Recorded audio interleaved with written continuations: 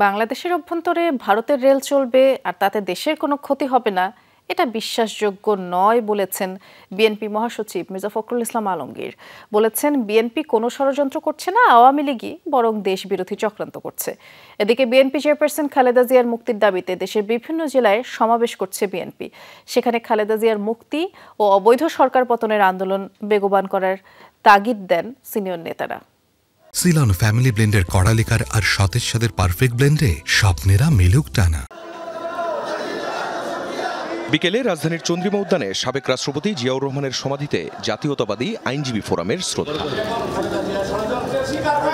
শ্রদ্ধা নিবেদন ও দোয়া মাহফিলের পর সাংবাদিকদের সঙ্গে কথা বলেন বিএনপি মহাসচিব মির্জা ফখরুল ইসলাম আলমগীর। ভারতকে রেল ট্রানজিট দেয়ার সরকারি উদ্যোগের সমালোচনা করেন মির্জা ফখরুল। সব সময় প্রতারণার আশ্রয় নিয়েছে, প্রতারণার আশ্রয় নিয়ে বাংলাদেশের মানুষকে তারা বোকা বানানোর চেষ্টা করছে। এই সমঝোতাগুলোর অর্থই হচ্ছে যে অতি অল্প সময়ের মধ্যে বাংলাদেশকে তারা নির্ভরশীল করে ফেলবে ভারতের কাছে। বিএনপি পরিকল্পিত ষড়যন্ত্রে নেমেছে, তথ্য প্রতিমন্ত্রীর এই বক্তব্যের জবাব দেন বিএনপি মহাসচিব। আমরা কোনো ষড়যন্ত্রের কথা বলছি না, আমরা বলছি সরকারি এই অবৈধ সরকার তারাই আজকে চক্রান্ত করছে যে বাংলাদেশকে পরনির্ভরশীল করে ফেলা। এদিকে চেয়ারপারসন বেগম খালেদা জিয়ার নিঃশর্ত মুক্তির দাবিতে বরিশালে সমাবেশ করেছে বিএনপি। নগরীর সদর রোডে বিএনপির দলীয় কার্যালয়ের সামনে এ বিক্ষোভ করেন তারা।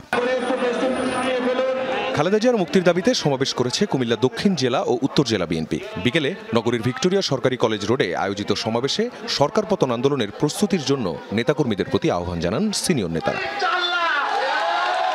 নারায়ণগঞ্জেও পালিত হয় একই কর্মসূচি। এতে স্থায়ী কমিটির সদস্য গয়েশ্বর চন্দ্র রায় বলেন, সরকার বলে দুর্নীতিতে কোনো আপোষ নেই, কিন্তু দুর্নীতি ছাড়া তাদের কোনো নীতিও নেই।